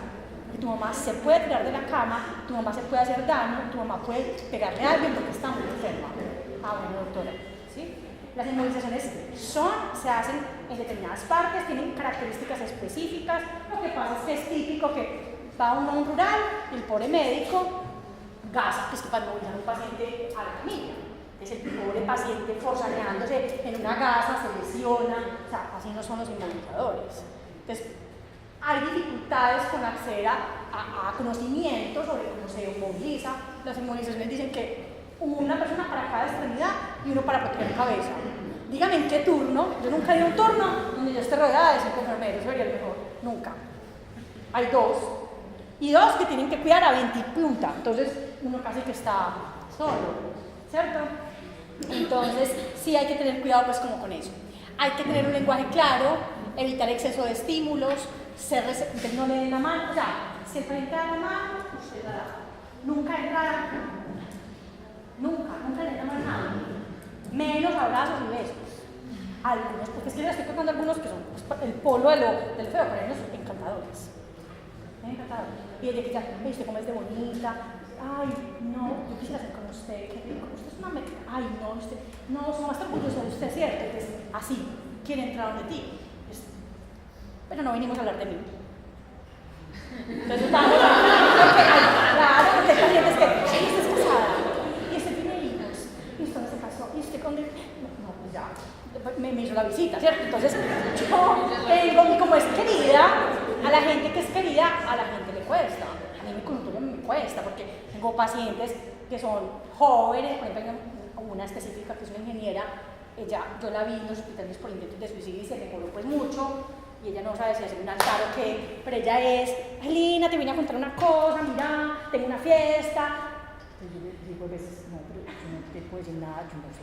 Pues, ¿qué se pone? ¿Qué para dónde va? ¿Qué si le está bien? ¿Usted parece bien si me voy con mi novio, Pablo? Pues, Natalia, haz lo que vos querás. Ay, pero decime vos, si vos me decís, yo me voy. No, porque el paciente siente que tú le vives su vida. Yo de la enfermera le puse mucho capo, yo no tengo derecho a decirle a ella cómo vive su vida. Hay cosas de su libre albedrío que yo las tengo que respetar. Y que tampoco soy, pues la palabra de Dios para decir que yo soy la que tengo que decir cómo se hace, para dónde se va, cuándo se va. Yo las pena por mi vida. Entonces, pero entonces se vuelven así, y entonces te mandan, doctora, tal cosa. O sea, se vuelven necesitados de uno. Es cuando uno ha ayudado tanto a un paciente, el paciente ya pasa, es que tú eres muy importante para mí, yo como te quiero, te trae un presente, te trae un regalo, siento que tú cumples años hoy, tú eres, si yo no te hubiera encontrado estaría muerta. Entonces uno trata de decirle que uno está haciendo su trabajo, que uno también la aprecia, pero que ella es la paciente, o sea, que tú eres paciente y yo soy tu médico, porque si no, como la psiquiatría, tú terminas conociendo tanto a una persona, la gente hace un vínculo muy grande. O te odia, porque hay unos que te odian, o te adoran, ¿sí? El que te adora, no, pues es que, doctora, lo que tú dices, pues, o sea, casi que uno le puede hacer lo que quiera, ¿cierto? Entonces tampoco. O por ejemplo, hay pacientes, y usted me recibiría, podemos salir a tomar un café. Nunca. No se puede, ni legalmente, ni éticamente, de ninguna manera, aunque sea un paciente, pues hay gente muy bien presentada, hay gente de profesión, hay gente que, pues, o un médico que no sabe que no le va a hacer nada a uno. Entonces, si tú eres mi paciente y tú estás muy habilidad y tú me vas a invitar a tomar un café, no, tengo que tomar un tinto, ¿no? Yo le digo a la gente para que usted haga un tinto, pero no me puedes invitar, porque si tú me invitas, yo paso lo que llama transferencia, lo que sentimos la una por la otra, a un ambiente muy coloquial, muy de afinidad. O sea, yo te puedo llamar cuando quieras, yo puedo decirte tal cosa, ¿sí? Eso, esa raya, no es bueno cruzarla porque después a duro volverla a reincorporar y que la gente no se sienta. Es que yo, mira, hay gente, colegas que dicen, no, mira, es que esa persona me dijo que fuera el día del cumpleaños, que iban a hacer una fiesta pues de 20 años, 30, y que me estaban esperando, y que fuera, y había un mariachi, y yo fui. ¿Y qué problema ese? Porque yo solamente le iba a decir, felicitaciones, se cumplen muchos más, y me iba a volar. Y no, ya tengo a la paciente ahí, gracias por haber venido, yo sabía que tú me ibas a fallar. Entonces, ya, para cada cosa, para cada favor, porque tú qué dirías de tal cosa. Entonces uno se vuelve una persona que traspasa un punto donde ya puede correr riesgos legales. Porque cuando le digas a la paciente, no quiero, no lo voy a hacer, porque no, eso usted ya lo ha hecho, usted ya me lo ha permitido, ¿sí? Bueno, cuando dice lograr una alianza con el paciente es de yo te voy a ayudar a estar mejor, ¿sí? Es que uno cuando tiene esa enfermedad, una esquizofrenia, uno puede dormir mejor y uno puede estar más tranquilo. Esa es la alianza, ¿sí? Parece una mentira porque le vamos a tratar la esquizofrenia, pero nos la vamos a contradecir. Bueno, componentes de la historia clínica. Vamos a hacer una parte y vamos a dejar la semiología para la última clase. Los datos demográficos, como en toda historia clínica. Nombre completo del paciente. Pues hay pacientes que le pueden decir, ¿usted cómo se llama? 5243. Muchachos, sí, porque pueden decirlo una vez, porque no todos. Depende, si yo voy a un sitio de conducta estando tranquila, nadie va a salir con esos padres. Si voy a un sitio de psicóticos, de enfermos, realmente, puede que me encuentre con eso. Entonces, puede que yo le puedo preguntar lo que quiere preguntar. Ve, eso para mí no es un nombre. Lo primero que le pregunto yo, eso para mí no es un nombre. Es que ese es mi nombre, yo me cambié el nombre. Yo me llamaba Carlos, ya me llamo 2, 3, 4, 5. Ah, Carlos, si te cambiaste el nombre, está muy bien, voy a poner que te lo cambiaste por eso. Entonces, yo ya tengo mucha información, pero yo nunca veo una respuesta así y el estudiante es como, saltemos, no le preguntemos nada porque ya dijo una locura. No, ahí es donde uno tiene que decir, ¿y por qué te lo cambiaste? Porque el 2, el 3, el 4 es el nombre de un dios y yo soy el dios de no sé dónde, y además el 6 el demonio, entonces el 6 no puede estar porque yo soy un hijo de Dios. Ya saben que está grandioso, místico, no dicho, solamente le pregunto el nombre y usted tiene media historia hecha, ¿sí? Pero si es, digo pues, la coge volando. Documento de identidad y historia clínica, si el paciente no lo sabe, se toma de la historia o del familiar, fecha y lugar de nacimiento, edad, sexo. Con sexo, también hay gente que te puede decir que ninguno, no tiene sexo, pues usted pone, el paciente responde, ninguno. Obviamente, hay plantillas electrónicas que no permiten esas ambigüedades. O sea, que usted no pone masculino y femenino, que la plantilla, usted escoge la F o la M. Entonces ponga la que usted ve. Si el paciente pone, es que usted le imprime la historia, doctora, yo le expliqué que tenía el nombre de mujer. Usted me lo puso. Entonces uno dice, ve, la plantilla electrónica no tiene sino F o M. Pero en la historia clínica te puedo poner que tú tienes una identidad sexual indefinida, indeterminada. Ah, bueno, corrige, póngamelo así. Hay gente que le molesta, no a todos, pero no falta el pelo en la sopa, pues. Con quién vive, estado civil, número de hijos, escolaridad. La escolaridad es muy importante, ¿cierto? Porque muchas patologías salen por ahí. O sea, ¿vos hasta qué año estudiado? No, doctora, es que yo no aprendí ni a leer, escribir, no, es que yo repetí primero 5 veces. Dígame si uno sabe que más o menos. O sea, por retraso mental va. ¿Y por qué no aprendiste a leer y a escribir? No, doctora, no me encanta leer, ponle ves la forma de hablar, ponle ves que lento en el procesamiento del pensamiento, pues ya sabes casi el diagnóstico. Entonces, o por ejemplo, este que te dice también, he estado en 7 carreras. Pues no es una cosa porque sí, eso algo tiene. Por ejemplo, ¿cuál es tu profesión? La profesión, la ejerce o no la ejerce.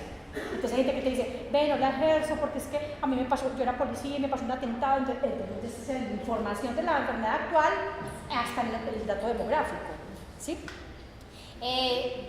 Religión, no creo que ustedes pregunten eso, pero a partir de ahora en psiquiatría a todos los pacientes les tienen que preguntar la religión. Entonces les parece rarísima esa pregunta. Lo otro no, pero rarísima esa pregunta. Y hay gente que le pregunta a uno, doctor, ¿usted por qué me pregunta eso? La verdad, a nosotros no nos parece ni bien ni mal cuál es la religión del paciente. Respetamos todo tipo de culto, creencia, porque no hacemos ningún juicio de valor. Pero está claramente demostrado que la gente que tiene creencias espirituales, religiosas, sea cual sea, tiene un factor protector contra el suicidio de alguien que no cree en nada. ¿Sí? Entonces, cuando alguien te dice, y te lo van a contar, doctor, pues, gente depresiva, con ideas de muerte, suicida, bueno, pero llevas 2 años enferma, has pensado que te querés morir, que no querés seguir viviendo, que no vales nada, y eso que no lo haces. ¿Por qué creo en Dios? Porque eso es malo, eso es un pecado. Porque a mí me enseñaron que uno no se, pues, que no se muere, pues ya que se muera, porque no hay que dejar el sufrimiento a mis hijos. Eso es una creencia, ¿cierto? No está mal, está bien, ¿cierto? Es respetable. Entonces, las creencias es importante tenerlas ahí. Por ejemplo, van a ver que muchos delirios son religiosos. En nuestra cultura, muchos psicóticos se psicotizan con la religión. O sea, mucha gente mental les va a hablar de la Virgen María, de los ángeles y los apóstoles. Me ha dicho, ustedes van a aprender de religión si no saben. Les hablan de José, de Moisés, doctora, les leo las enseñanzas no sé, bueno, los libros del Eclesiastés. Y uno es, Dios mío, ¿y cuándo te aprendiste la Biblia? Hace 2 meses me la aprendí. Y eso que estoy leyendo, sí, ya me la terminé. Llevo 10 días sin dormir y lea el Apocalipsis, le cuento el Apocalipsis. No tenía religión, pero las tengo. Me volví de la familia, no sé quién me recuerda. Y usted dice, no era creyente, se psicotiza, se vuelve místico, se lee cosas del Apocalipsis, la recita, no entiende ni nada de lo que dice, pero es un enredo tenaz. Y no es un creyente que se volvió creyente, esa es la enfermedad, ¿cierto? Entonces, siempre la religión tiene algún contexto muy llamativo en nuestra población. Y por último, la fuente de la información, si son el paciente, si es la esposa la que cuenta lo que tiene el paciente, y la confiabilidad. Hay muchas veces que ustedes esperarían que el paciente es difícil, ¿cierto? A veces les digo que la gente es peor. Uno tiene acudientes que uno dice, yo soy psiquiatra. Pero señora, ¿cuál es la vida? No, toda la vida. No, señora, uno no nace así. Él no puede estar así toda la vida. Él estuvo bien, se puso mal. Yo no sé, toda la vida. Y él come. No, yo no sé, yo no como con él. Ahí me dice, no, está acá. Pues, para adentro, dice. Y él, vea, doctora, yo le cuento. Es que yo hace como 3 meses me estoy sintiendo así. Y no, como no quiere, o sea, más o menos le cuenta poquitas cosas con su imposibilidad por la enfermedad, pero la acudiente, cero a la izquierda, no sabe nada. Sí. No, doctora, es que yo no hubiera sabido que tenía eso. Bueno, motivo de consulta. Igual que siempre, entre comillas, las palabras del paciente, ¿cierto? Generalmente los motivos de consulta que ustedes han hecho son claramente entendibles. Tengo dolor del estómago, me duele la cabeza, me duele el pecho, tengo un sangrado, estoy asfixiado, o sea, ¿cierto? Se entiende. Acá pues no. ¿Usted por qué vino acá? Mi mamá me trajo porque ella le quiere llevar y porque a mí me quieren perseguir, porque a mí me van a matar. Entonces, ¿cómo pongo? A mí me trajeron, entonces no me consulta. ¿Sí? Que le diga a ella que yo no sé, que le diga a ella que yo no sé. Es que eso dice todo. O sea, si tú eres un adulto, yo en la historia clínica digo que tu capacidad intelectual es normal, que tú eres estudiado, tienes un trabajo, y yo estoy diciendo motivo de consulta, dígalo a ella que yo no sé. Haga que todo el mundo es un partido psiquiátrico. Claro, nadie contesta eso, excepto los psiquiátricos, porque cuando están en consulta no saben para qué fueron. ¿Cierto? Fueron llevados en contra de su voluntad, venga, es que la doctora que usted le en la cabeza. El paciente está diciendo que los van a matar, que van a secuestrar, que el paciente sentado, que la gente por ahí está vigilando, que escóndense todos, que ya va a caer se va del cielo, va a caer un manto, y entonces la Ave María. Usted cree que el paciente le puede decir, vea doctora, yo vine porque soy psicótico. No, yo vine porque yo estoy nervioso. No, le van a empezar a decir, yo vine, no, yo no sé por qué vine, dígale a ella. O yo no sé, ¿usted quién es? Porque está aquí. Pues no pone que usted quién es porque está aquí. O sea, sea, el motivo de consulta nunca tiene que ser una cosa lógica. Realmente es lo más ilógico, pues, en pocas palabras. O hay gente que te puede decir, por ejemplo, porque me duele una pierna. Y otra cosa, entonces, porque me duele una pierna. Y entonces, pero vení, pero a vos te trajeron a urgencias ayer en la noche con la policía, te sacaron de la casa porque te dolió una pierna.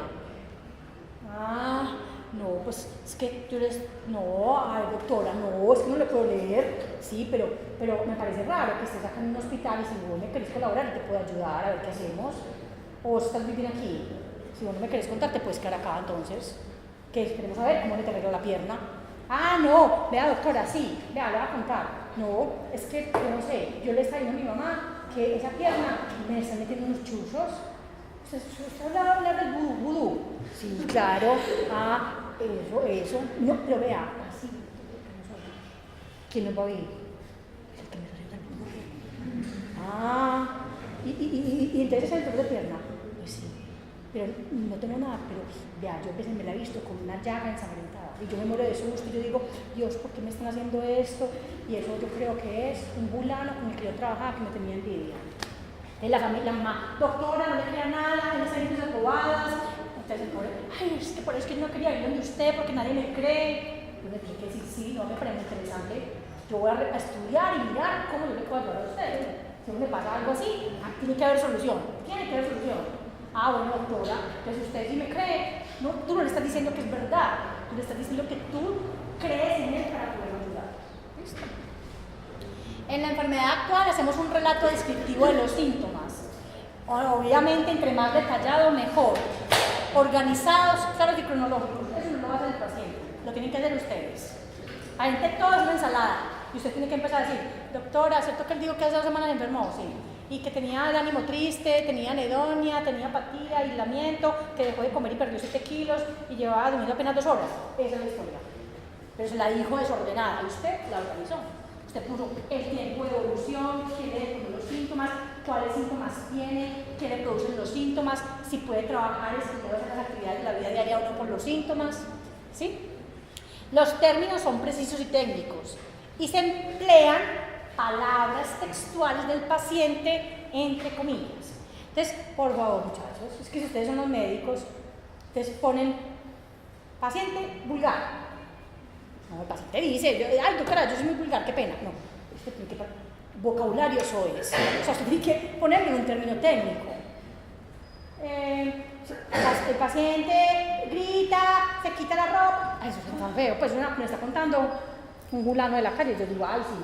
Pero usted es el médico, ¿cómo va a llamar a remitirme un paciente? Doctora, el paciente llega, se quita la ropa, grita, se... No. O sea, usted no me... O sea, usted me tiene que decir, paciente que llega agitado, con hiperquinesia, la palabra al término que vamos a mirar. Si es que habla mucho, si es que grita mucho, si es que tiene tono de voz alto, es un paciente que lo encuentro desnudo. O sea, es lo que tenemos que hacer, pulir eso, porque los médicos que no ven casi psiquiatría o no les gusta, no la estudian, pues uno se llega a leer esas historias y dice, qué pena, ¿cierto? La intensidad de los síntomas es importante, muy importante si aparecen súbito o gradualmente. Casi todo lo psiquiátrico aparece gradualmente. O sea, me dicen, doctora, él se acostó y hoy amaneció, que no sabe quién es, contesta irrelevancias. Al mismo estoy llamando al neurólogo para que venga. Raro. Nadie psicotiza así, excepto los de consumo de sustancias psicoactivas.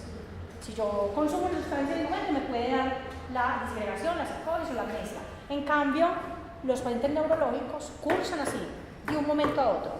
En cambio, los psiquiátricos, eso es larvado. Eso es, no doctor, él se empezó a encerrar, después empezó a vestirse de negro, después empezó a mirarse en el espejo como 2 horas, después hablaba solo en la terraza de la casa y ya han pasado 2 meses. ¿Y usted por qué se demoró tanto para traerlo? Porque yo no sabía eso cómo se llamaba ni qué era.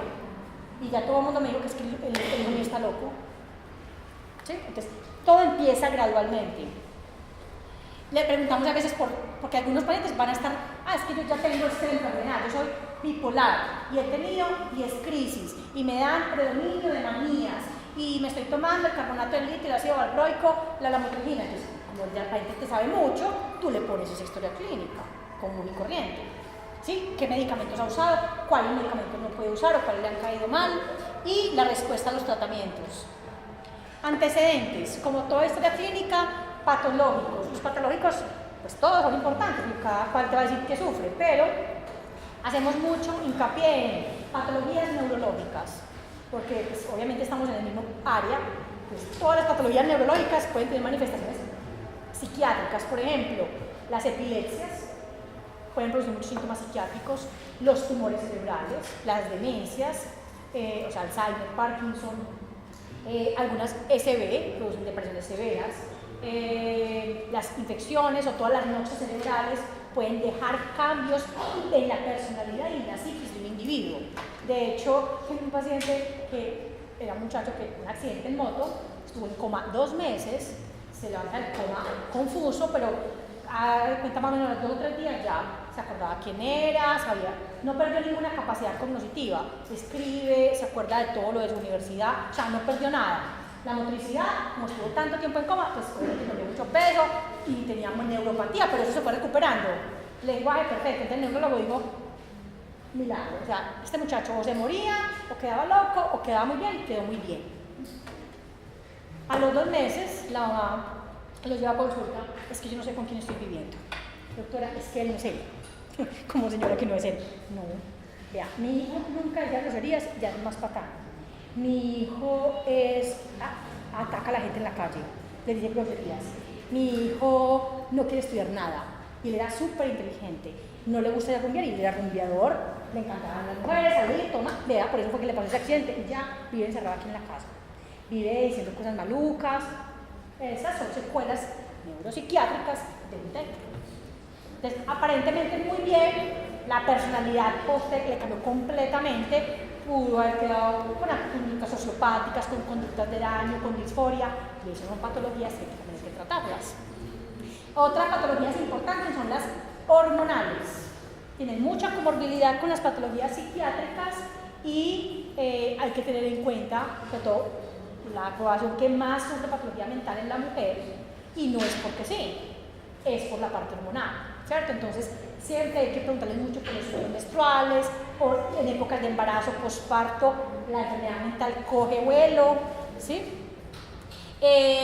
Patologías psiquiátricas es como si tienes otros antecedentes, otras crisis, y familiares, la herencia de las enfermedades mentales es muy alta. Entonces, es muy importante preguntar sobre quién de la familia sufre enfermedades mentales, cómo les va con la enfermedad, y una pregunta supremamente importante es si en su familia alguien se ha suicidado. ¿Le parece eso como, ay doctora, yo no sé, yo no he escuchado, ¿cierto? Pregunto, porque muchas veces en enfermedades se tapan, ¿no? No, el tío se enloqueció, se perdió en la montaña, sí, ¿cierto? O se tiró un río y se ahogó, se suicidó, ¿cierto? Entonces, la gente no cuenta la historia completa, pero hay muchísimos estudios que han confirmado que un metabolito de líquido cefalorraquídeo de pacientes que se les ha hecho necropsia y han muerto de muerte por suicidio, ¿cierto? Tenían una alteración proteica que se hereda familiarmente.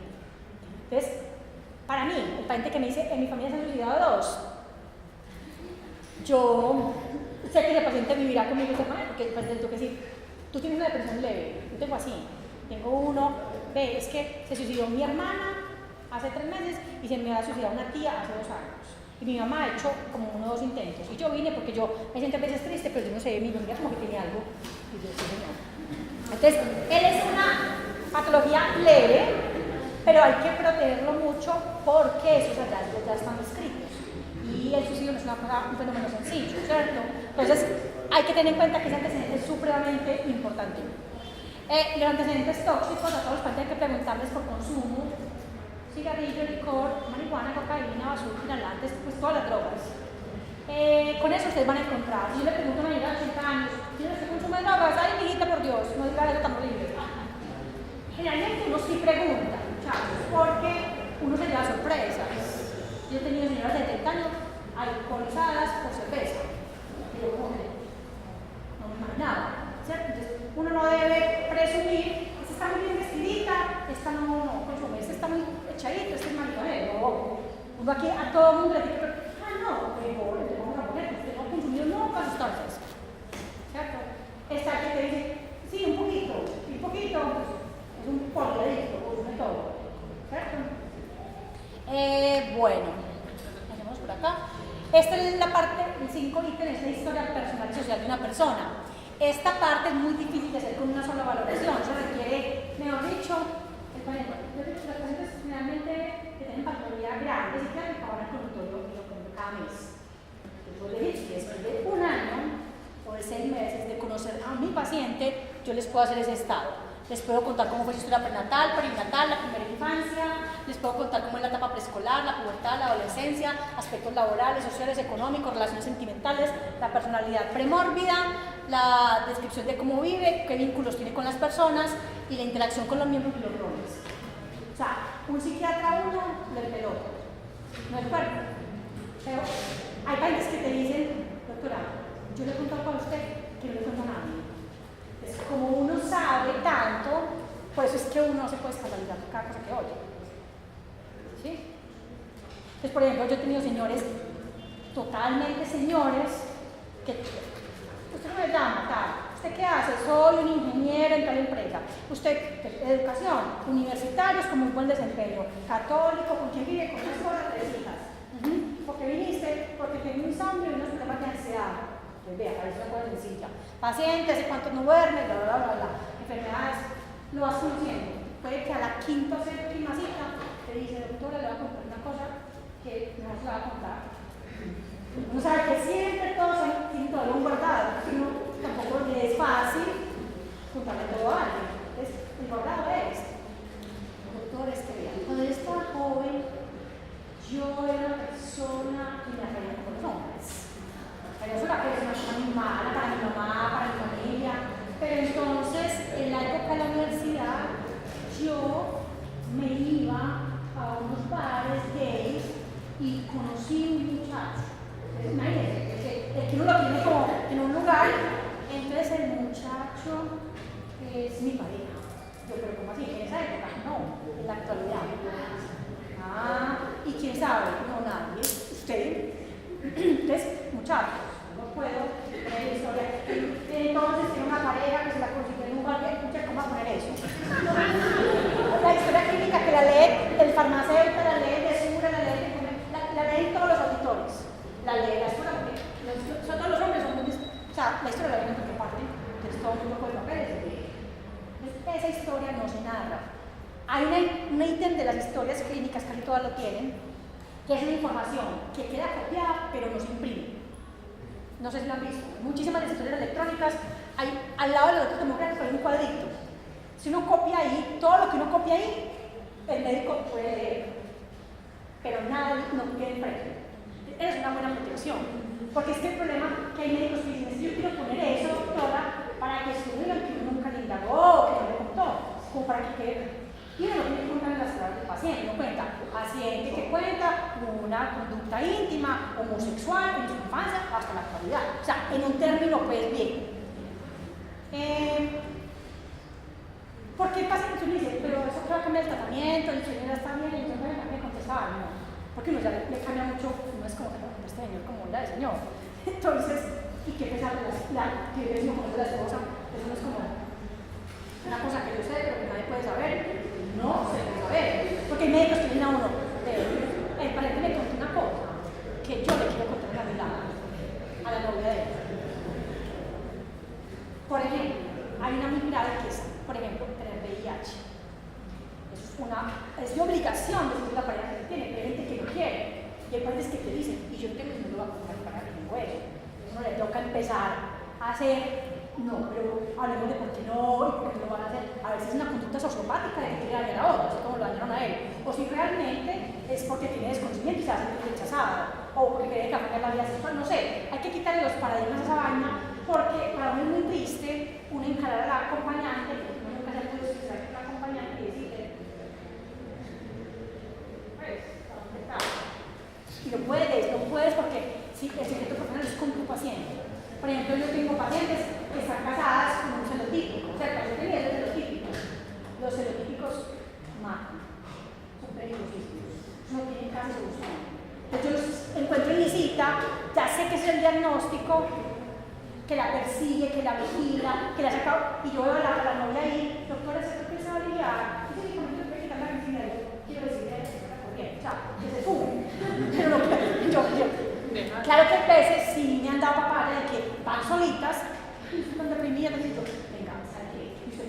buenísimo, cambiar de vida, realizarse de una manera diferente.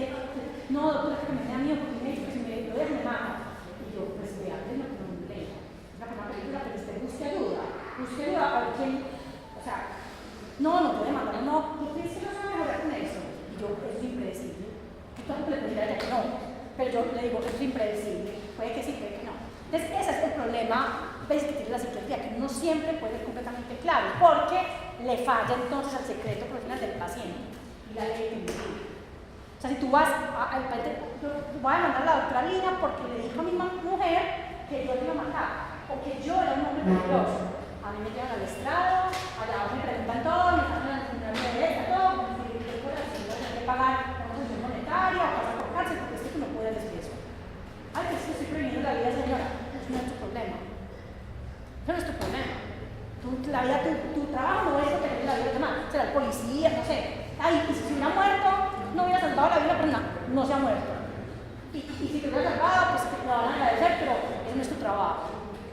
No le toca hacer su trabajo. Como cuando al médico también le toca ayudar en urgencias al que es el victimario. Si ustedes se encuentran con un arma, con una herida por arma de fuego y ese mató al que está al lado, también lo tienen que reanimar, entubar, abrir, operar y que Dios es el que haga lo que hay que hacer, pero ustedes no pueden decir, este mató a este, entonces este lo vamos a dejar morir. No puede. Listo. Van hasta ahí. Entonces, porque como esta clase era la mitad, entonces nos vemos el lunes, ¿cierto? El lunes hacemos el examen mental, lean la semiología de la SIC, lo del examen mental, para que tengan un poquito de conocimiento sobre las palabras, y vemos trastornos de personalidad. Empezamos a las 7, terminamos por ahí a las 11. ¿Listo? ¿Preguntas? A las 7.